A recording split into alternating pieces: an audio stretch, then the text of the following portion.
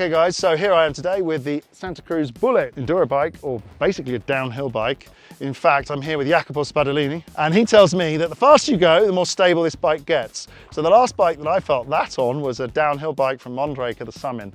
But this has got 170mm travel on the front, 160 on the rear.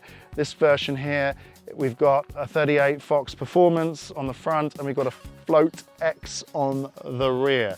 This is a pretty cool build, I have to say. It comes also with mechanical shifting from SRAM. It's got the 90 on it, the T-type, mechanical. Yeah, nothing to go wrong. And if it does go wrong, you can fix it. Yes, now yeah. So that's pretty cool. Then MX tire wheels, let's say 29 in the front, 27.5 in the back, Yeah. which makes the bike very easy to handle.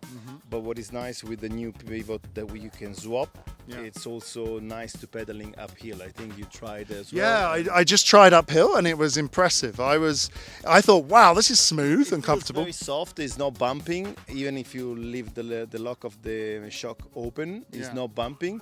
And actually it's powerful when you go up, so you feel that the bike gives power more you pedal. So the motor is really smooth, and this version is the 85 Newton meter, but actually you've down-tuned it to 70. Right, here we go. Here's a bit of controversy, guys, because we love a little bit of controversy. So this motor can have more than 85 Newton meters, but we put it at? I think I put it in 75 in eco mode. And the reason I did it is more for pedaling and enjoy the way of, let's say, creating some sports while you pedal and not feeling like on a motorbike on the pedaling. That's why I think it's the new Bosch system is very nice, because it's modulating, so it's not fixed system, but you can modulate the dynamics, but also the Newton meter. So this is a little controversial point. I've been pushing very much for not getting too much like a motorbike feeling. In fact, last night I even was writing to my friends saying I feel like I want to abandon e-bikes. But what's your take on the sort of peak power and the torque sensation? Because obviously we just set this to 75 and it feels very comfortable. So, and it doesn't feel like you're lacking power at all. And in fact, we were following up the trail on a bike, and I was using trail mode and eco, and I was absolutely gripping on everything. So what's your sensation? Let's say, personally, I like all the engines that are supporting the rider more like on a normal pedaling, so not like a muscular, but it's helping you, but you're still using gears and you're still using your muscle. I see that the market on the other side, it's more requiring, after COVID, is requiring bike more powerful and with more batteries, mainly because they want to shorten the time to go riding, which can be the case. But the difficulties I found being coaching, that I found that the people are getting more injuries. So what is difficult, that people cannot control all that power, and not the problem is not downhill, the problem is more uphill, because it's difficult to find the balance on the bike when the motor is supporting you so much. In fact, with this bike, when we were riding uphill, I didn't bounce over everything because we were riding quite softly. I found with a lot of bikes, you can end up with full power mode just feeling like you're ping-ponging off the rocks uphill. It's the bike that is riding you and not you riding the bike. And also I like to say something always in Italian. We call bike a pedalata assistita, non assistire la pedalata col motore. So it's you riding, you are the rider that has to support the bike and not vice versa. Yeah, and I think this is really important to note, because obviously this is a powerful, amazing bike. This is almost like the top of technology for going downhill fast. How many people really take it to the limit? I think very few. Maybe Syndicate one, that Steve Peet. Steve Peet. I saw him. I think he's putting to the limit, especially on the Bullit, which is not my. The bike I would choose for all my riding style, is because the Bullit, it's easy to handle as fast as you go. Yeah. And sometimes I go scared how fast you can go with the bike. You got scared? Yes. So like other bikes, if you go with the less suspension. I mean, on a bike park where you have the space, fair enough. You can have the bike going. But in the trees, like where we are now, in the woods, which is 90% of trails? It's getting... I mean, you feel that the bike wants to go and you are not so open to go. So I would rather prefer to have bike with less suspension, like the Vala or Eclair SL, which is more rideable. Let's say you can be more in control of where the bike goes. So the key about this bike, and in fact we've been riding it with that, it's all about control, not just power and speed. Exactly, yes. But I have to say that improvement I've seen in all the Santa Cruz bike once they started to go on electric, which I really like, is the balancing. So the reason why this bike has not an 800 battery is just because there was no compromise on the way of riding the balance of the bike. So if you do like a benny hop or a nice jump, you feel that the bike always have the center here and not just further in the back or too much in the front. So putting the longer battery would mean to have a higher weight here, I mean more weight Quite here. a lot of extra weight, like a kilo. Yeah, and a because half. it's a kilo, but it's a kilo which is not distributed over here, but will be a kilo distributed over here.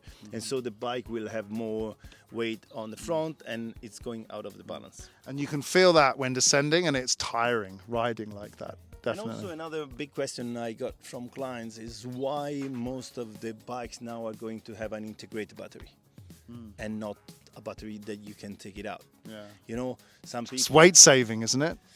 I think for having had a shop, I saw that a lot of the warranty issues were also given by the connection of the battery because they were moving. I mean, you have a heavy piece which is moving inside, so the reinforcement and everything. So of course the weight is saving, but I think you also save a lot of. And what is incredible on this last new product from Santa Cruz, Vala and Bullit, which have a same build, same kind of build, is so smooth downhill. You cannot feel it anything. You're not clashing batteries or it's quiet. It's very quiet. Yeah.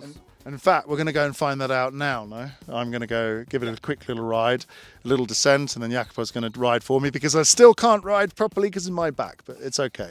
Our first sensation on board is that it's really comfortable. It's really smooth.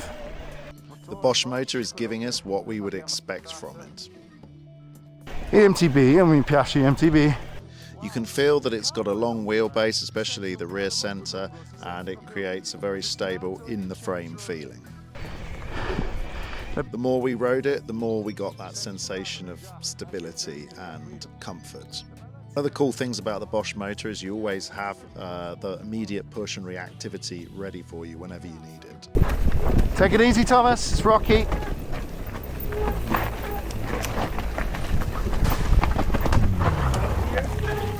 Ok ragazzi, siamo on board.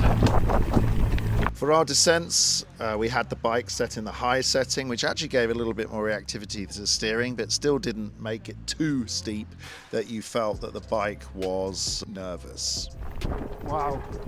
We really enjoyed using the mechanical shifting from SRAM. The new 90 is absolutely fantastic. Ok ragazzi, siamo sopra Firenze, sul single trail. Questo è dove è volato Leonardo.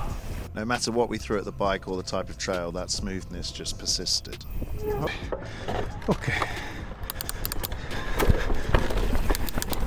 Partiamo dalla discesa. We gave the bike back to Jacopo so he could really send it and get a bit more of an idea of the high-speed performance. Not too far.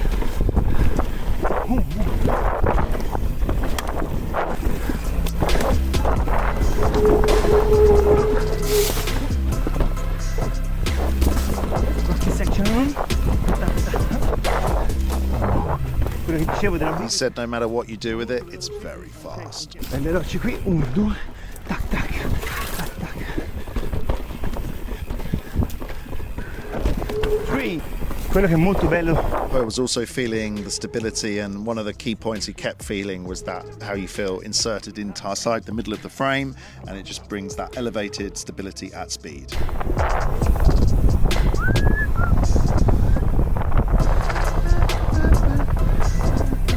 conclusion we can say from the Bullit is it was a super stable ride, very smooth uphill. Under braking, also, the bike just stayed balanced and stable without that extra 1.5 kg weight. The less of a forward bias. I don't think you can get that feeling with an 800 watt-hour battery, no matter the brand. You need that smaller battery with the weight centered towards the bottom bracket. Obviously, one of the things that we did notice is that the 100 Newton meters was kind of pointless. Not really that necessary in most riding conditions. Maybe in the super technical climbs it could be useful. Bosch suggested during their motor launch, keeping that dynamic response lower maintains traction and a smoother cycling feeling. Yeah, it's still not cheap, it's a high-end quality bike, and I would suggest if you're looking for performance, that's the bike to go for at the moment on the current market, especially on the descending. If you've got any comments, don't forget to write them below, your experience with the 600 watt-hour battery. I personally believe that if you really want more power, the 250 watt extender is great. But at the end of the day, very rarely do I ever suck all the battery power out of my motor. I've been riding 2-hour stints in the last few days, and with 750 watts, I've had 0 problems. I've not even used half the battery, so a 600 watt-hour battery is not really an issue in my opinion. Hopefully that was interesting. Don't forget to like and subscribe, and we'll see you on the next video.